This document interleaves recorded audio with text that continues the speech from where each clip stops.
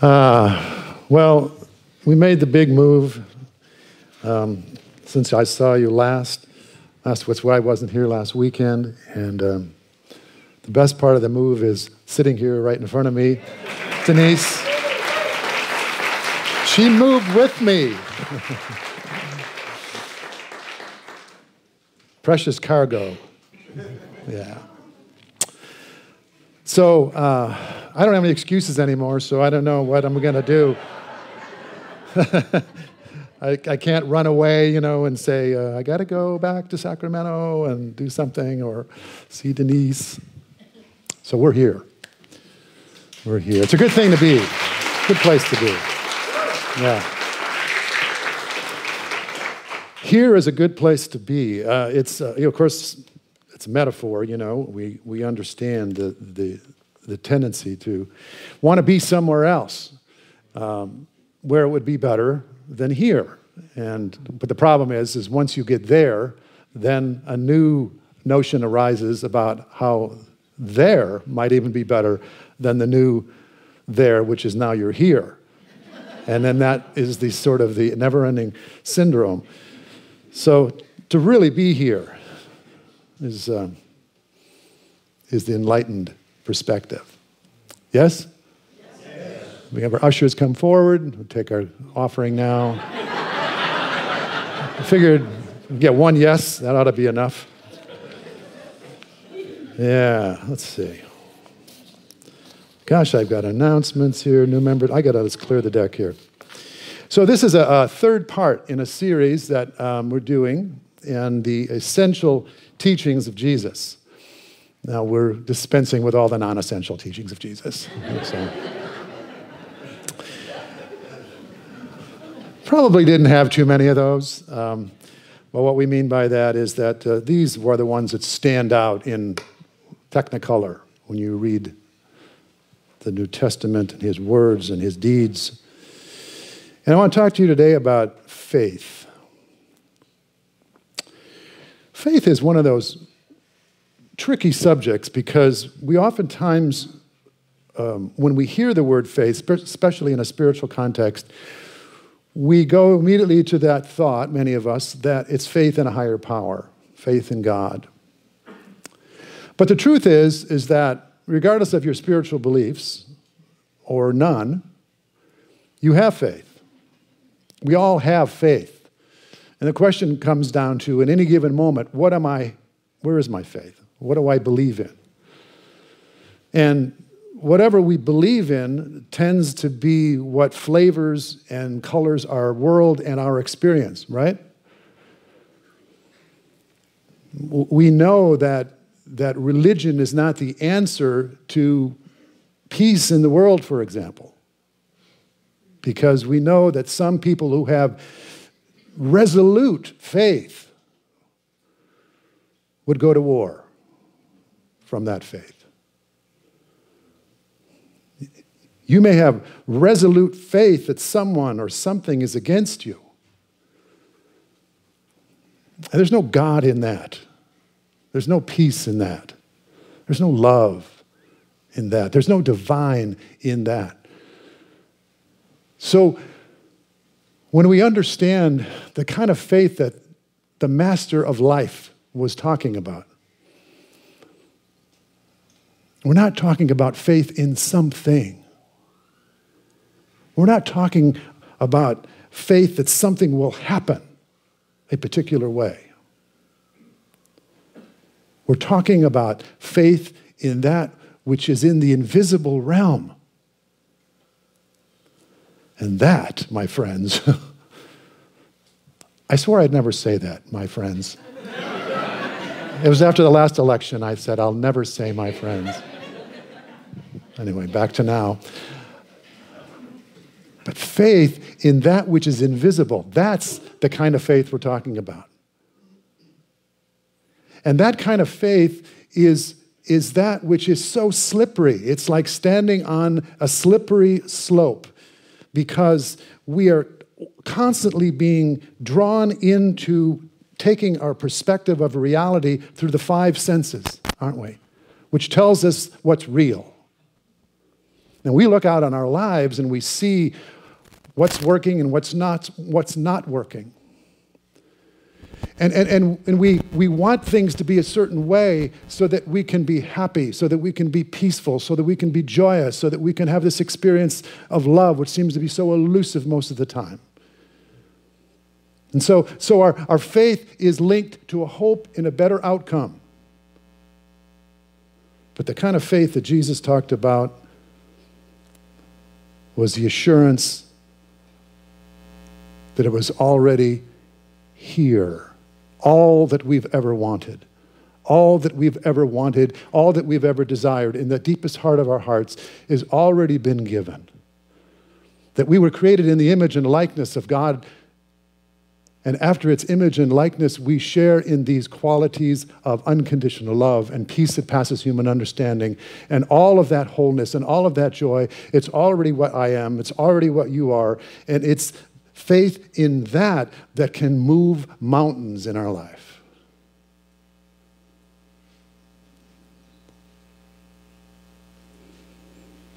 Faith is not a mere belief in something external. Faith is not a mere belief, period. Faith is a knowledge of the great universal principles and the presence of God. It's a knowledge. See, belief is so flimsy and flaky. Oh, well, I believe in this and I believe in that. But it's a construct of the mind. We can all sit here all day long, you and we can just espouse all of these beliefs that we have. I believe in the presence and the power and the love of God, and I believe that, I am an instrument of the divine, and all that God is, I am. And, we can just go on and on and on and say, there's no separation between me and God and between me and love. And those can be our beliefs, and we can hang them on the wall. We can put them up here with our vision statements and say, that's what I believe. But what do you know? What do you know? When life hits the fan, when she loves you not, when he leaves, when he won't leave.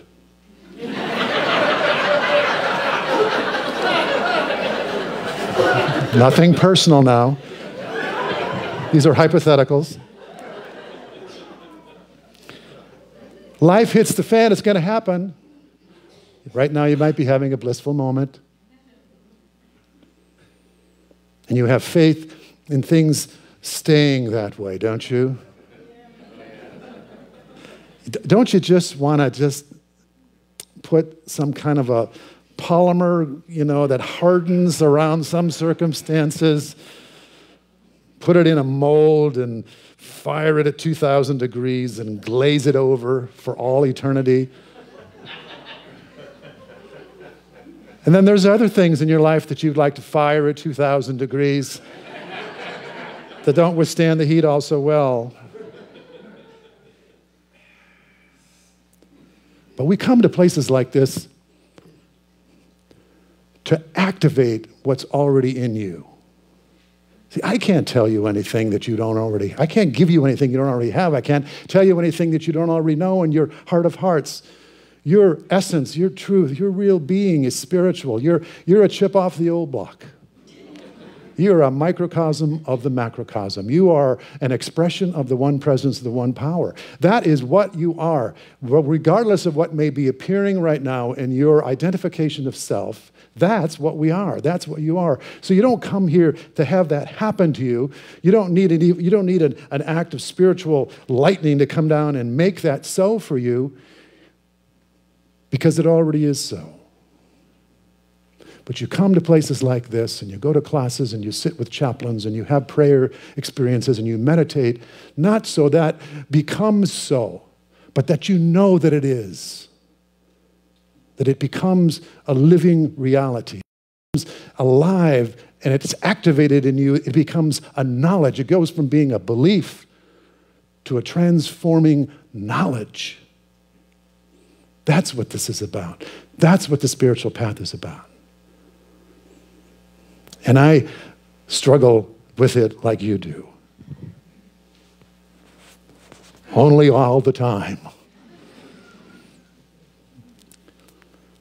if I have a week where 2% of my consciousness is in knowing what I am, that's a good week.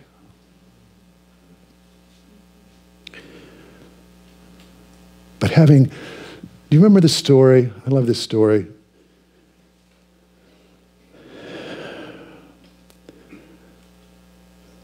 Jesus was walking through the crowd and people were pressing in on him, and there was a woman who had been hemorrhaging for 12 years, and she said, "Let me just get through the crowd. Let me just be able to touch the hem of the garment, and I will be healed."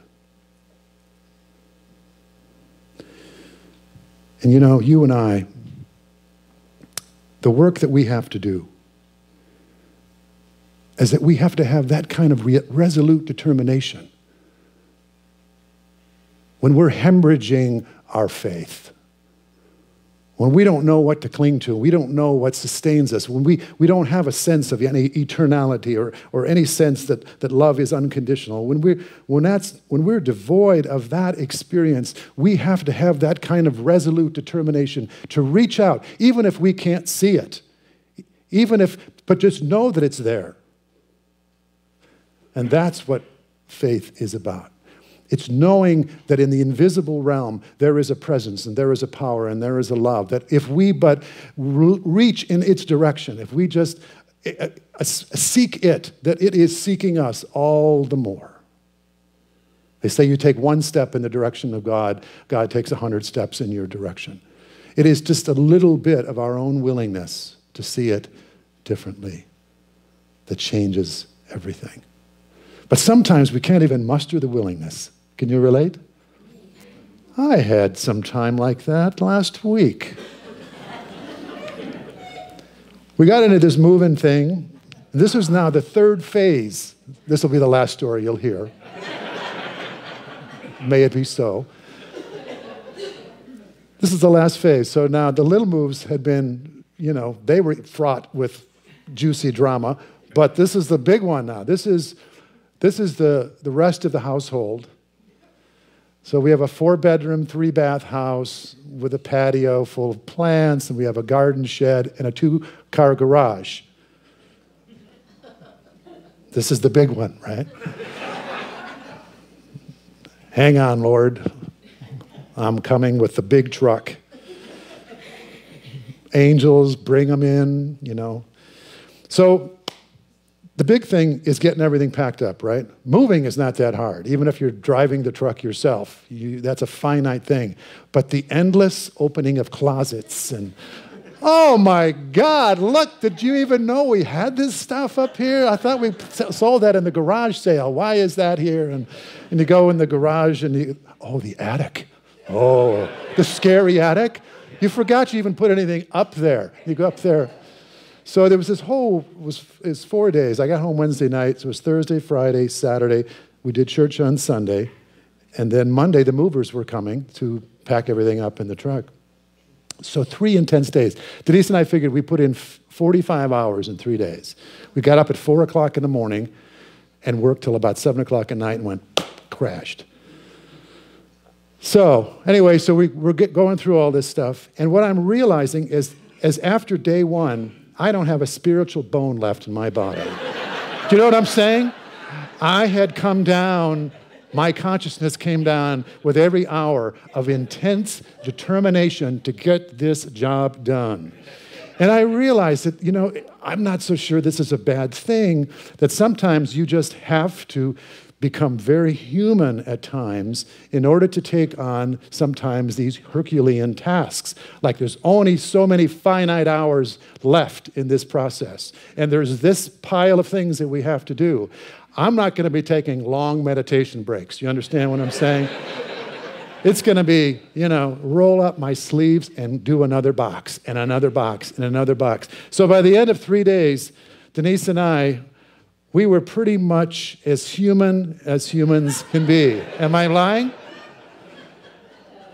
And we were talking to each other like a couple of truck drivers, like, hey, did you get the closet cleaned out? I asked you to clean out the closet. Did you do that? So this is how, we every day sinking down, consciousness dropping down. So you would not have wanted to see me during that, or maybe you would. That part of you that goes, yeah, it's just all talk. It's just all talk. So we had successfully sealed off the consciousness of truth.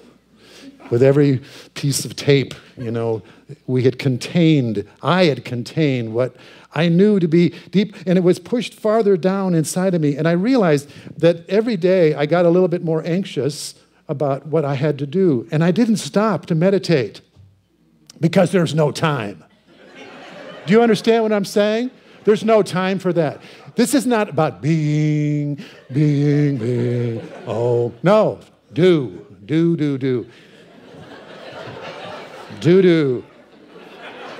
Up to our ears, up to our formerly enlightened consciousness with do. Completely shrink wrapping my higher chakras, where there was no breath. There was only function and form. And we did it. And now I'm coming back. Slowly unwrapping the shrink wrap, opening box after box, and realizing that it served at one level. But I'm really glad we didn't have a couple little kids running around at the time. You know what I'm saying? Or a cat, for example. Because we weren't really all that loving at the moment. But we got it done. So I was not going to tell the story about the moving trip, but I somehow just can't. I can't spare you my humanity and be completely authentic and honest with you. So there it is, one more time. So what else could I tell you? It has nothing to do with moving, but I like this particular story, and this one perhaps speaks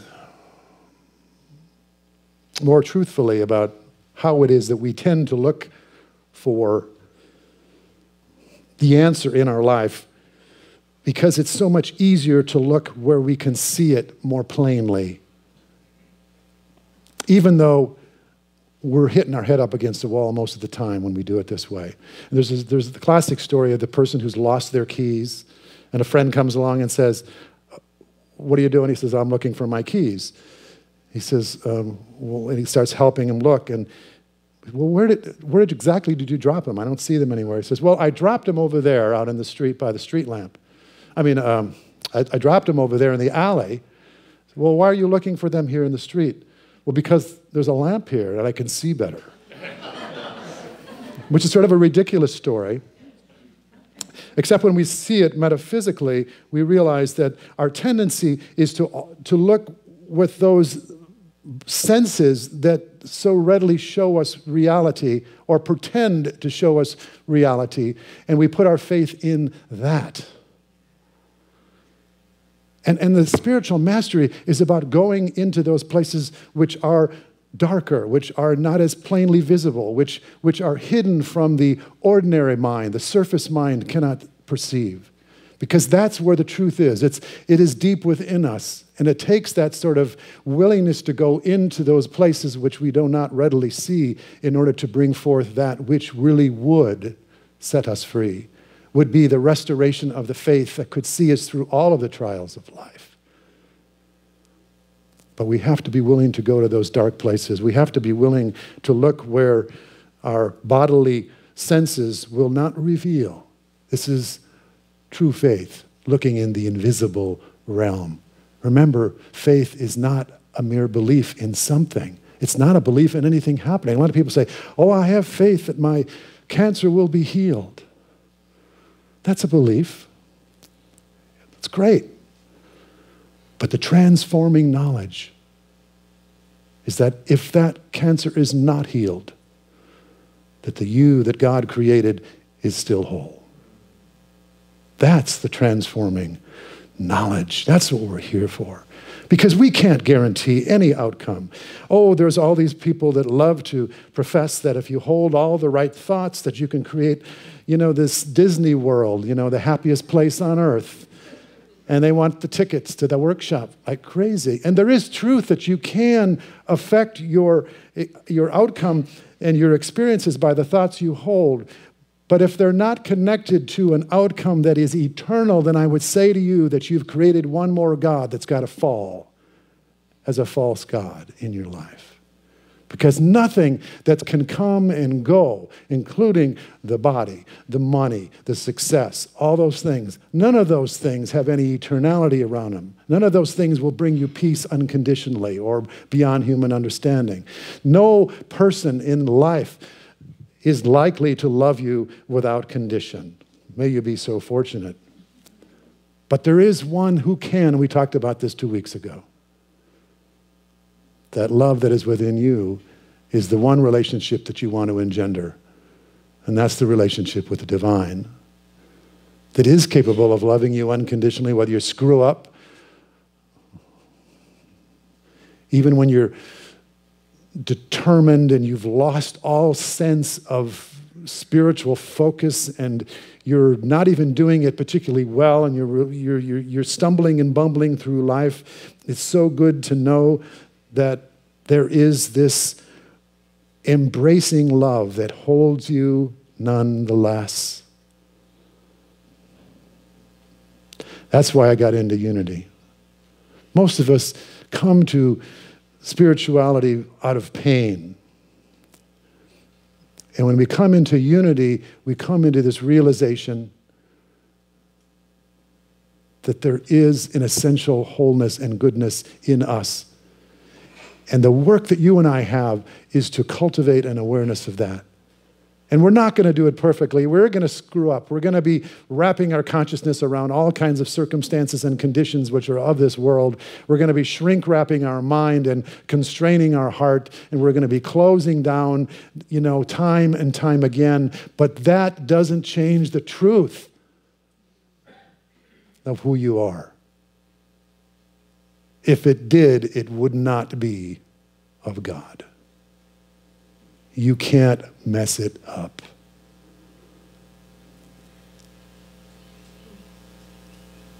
Let's pray.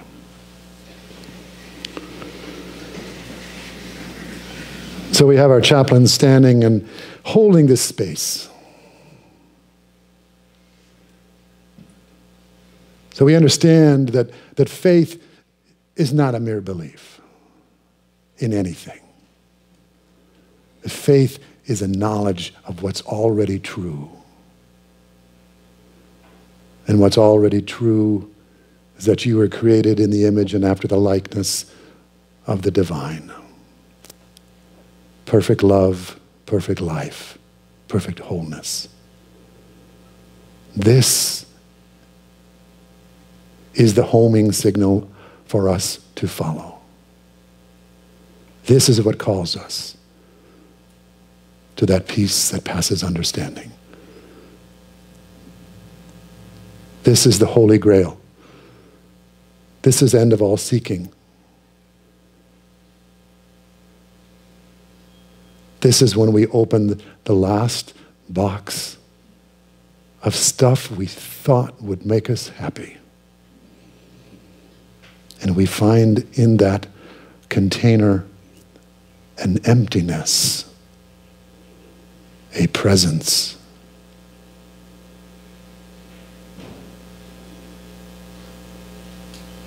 And it feeds us. And it sustains us. And it is with us always. When we're in a high, holy consciousness and where we're deep in our doo-doos, this truth remains. And so it is, and so you are, and so am I. Amen.